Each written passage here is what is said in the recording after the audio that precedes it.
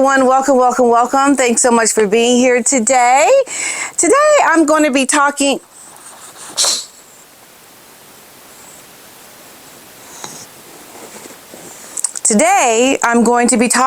about Harry and his wife, the struggles that they are going through, because now they realize we messed up. Like, we for real messed up. Oh yeah. This is like one of those things I love to talk about, because it's like one of those things where life just beats you up and you really are forced to learn something, you know, and I just love that. I love learning and understanding, you know, just how to get it right. And I think Harry and Meghan are really starting to understand, yeah, we got a lot of things wrong. Yes, they got a lot of things wrong. And yeah, we're going to have to talk about this. So let's get into it.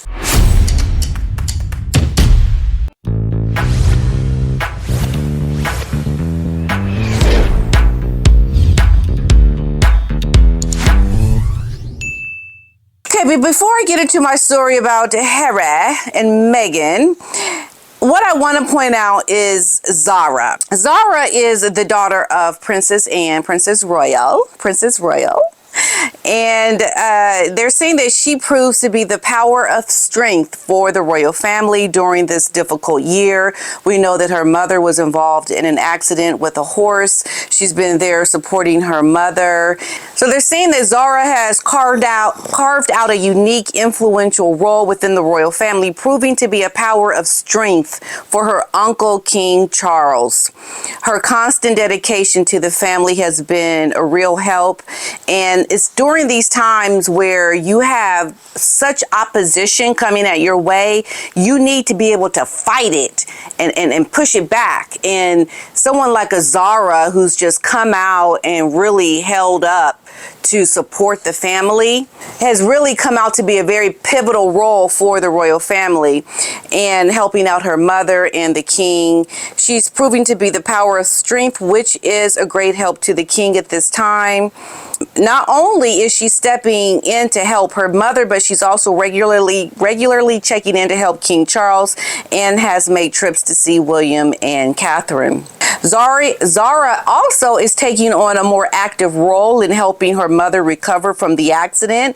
The Tindalls live in a stone's throw away, so that Zara is always on hand to pop over to make sure that Anne has everything that she needs. And I look at her, she really is, she appears to be, to me, a really nice young lady. I mean, her mother did not want to give her a title. She wanted to have Zara have as much of a normal life as possible. And it really has balanced out her life to be, you know, you don't really hear much about her. And I think not having that title has helped her to have a more low-key profile.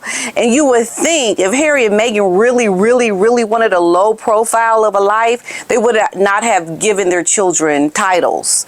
They would have said, okay, no thank you. They would have followed Zara's lead and see how it's working out for her, and to think, okay, yeah, we should probably do that for our children too. But no, we know why they got those titles. It's a moneymaker for them.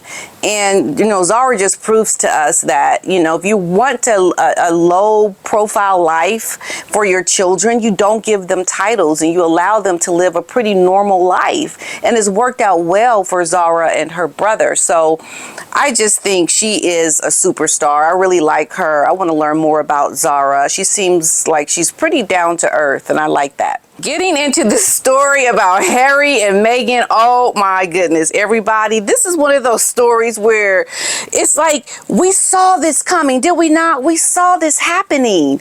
We see the choices that you're making, and we know what is getting ready to come your way.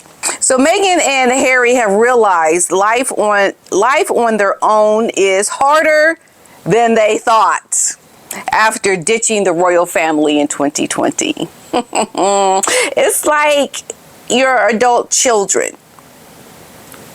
I want to leave. I don't want to be under your roof. I want to have my own rules. I want to do my own thing. I don't need you. Then they move out. They get a taste of life and freedom.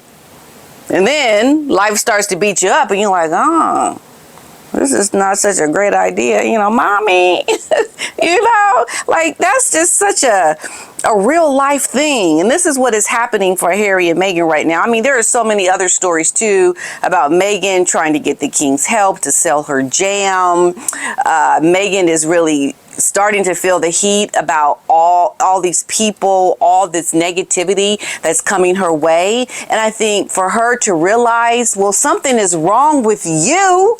Hello, why look at your behavior, to understand why people are constantly on you, because you are not learning anything. You just have this big head that's going to get you nowhere. So Harry and Meghan, they were excited to start a new chapter when they left the royal family in 2020, but now they might be regretting leaving the United Kingdom in the first place. So at first, they were just so relieved to cut ties with the firm, as they were indifferent to Charles' slimmed down monarchy plans. They didn't like that. Remember this photo? When they saw that photo of the future of the monarchy and they didn't see themselves in that, that's when it all went downhill for them. Now, Harry and Meghan, they realize life on their own is harder than they thought. They're running out of time if they ever want to reestablish their royal standing. And I think it's at this point, there is no royal standing for you. You're not coming back. You're not coming back within the royal household. Okay, Meghan basically knew what it meant to work and struggle. I know she had connections in Hollywood. She'd been trying to get her start. I will give Meghan that. She's a hustler.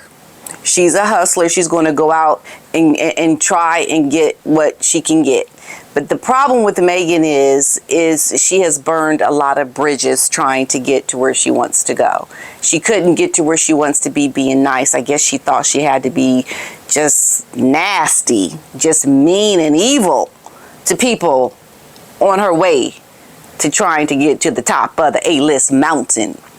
So Harry didn't know anything, though, about living in the real world.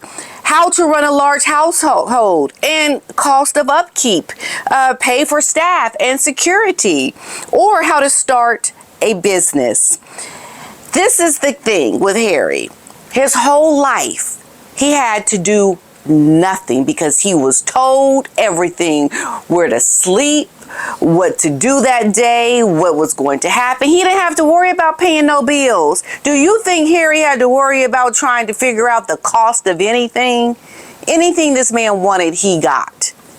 And he was used to being told what to do. We all get this, right?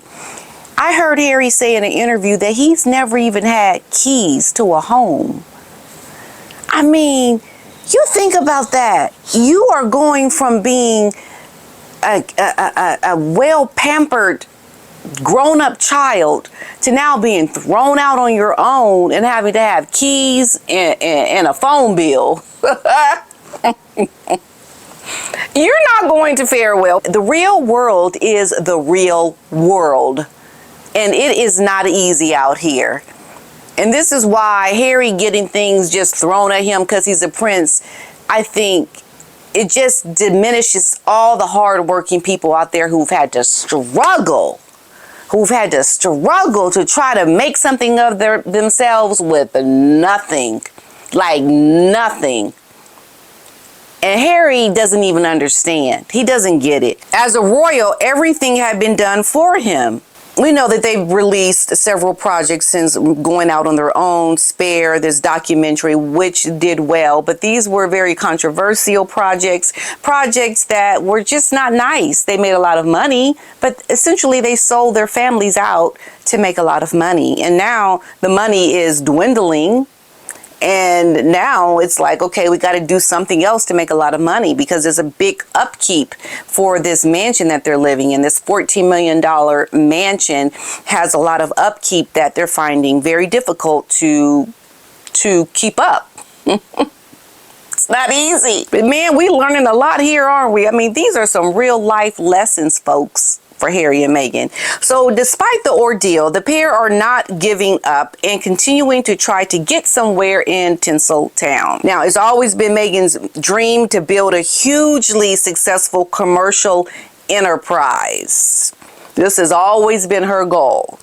So we knew when she sat down in that interview with Harry, in that engagement interview, we knew this was not going to be her hitting the ground running, trying to help support the royal family. Now, she is still convinced, though, even after the Spotify debacle, she has the drive and the talent to make it.